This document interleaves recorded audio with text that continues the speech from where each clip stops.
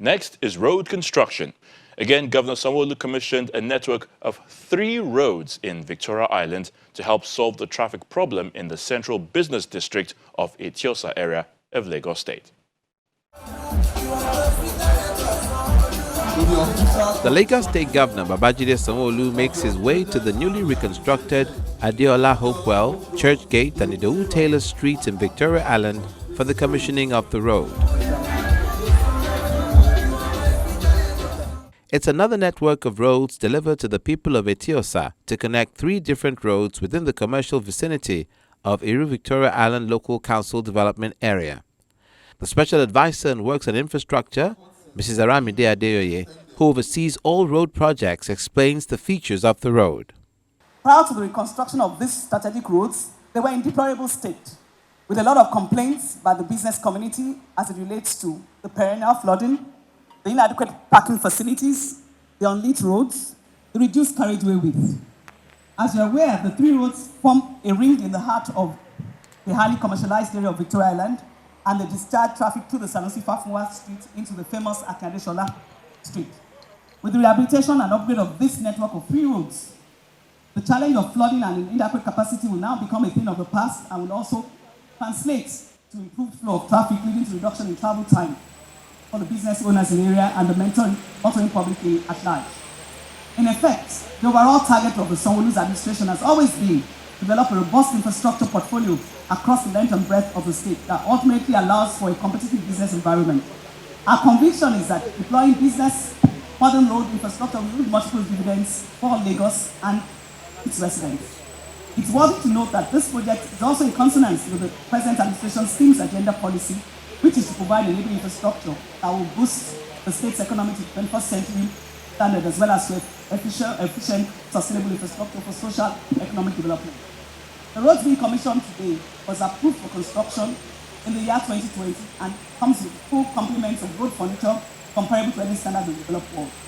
The scope of work in the project will include, but not limited to, the following: site clearance, excavation and cutting the road with suitable materials, provision of drains and culverts, provision of suitable filling materials, detailed out of source cement stabilization, cross stone base, provision of interlocking stone in 45 MPa strength, provision of transverse and additional blocks across length and across the carriageway, provision of LED lights connected to public supply and alternative, as well as road lane marking on the road. The governor takes the stage and says the state government has adopted an inclusive approach to rehabilitate all road infrastructure across the state. The major focus of our Greater Lagos vision is the prioritization of urban renewal and the development of road infrastructure as a means of enhancing the collective well-being of our citizens. We have adopted an inclusive and a people-centered approach that covers rural and urban areas so that no part of the state is left out. Victoria Island used to and is still one of the cleanest parts of our city and one of the most orderly neighborhoods in the state. However, the continuous growth of the area, especially the commercial activity and by extension the population growth, has led to various environmental and infrastructural challenges, among which are flooding and its attendant effect. The failure of many of the drainages and water channels on Victoria Island has consistently impeded the free flow of traffic, extending community time and causing damages to vehicles, low patronage amongst the businesses, and generally poor quality of life for the people who work and live in this neighborhood.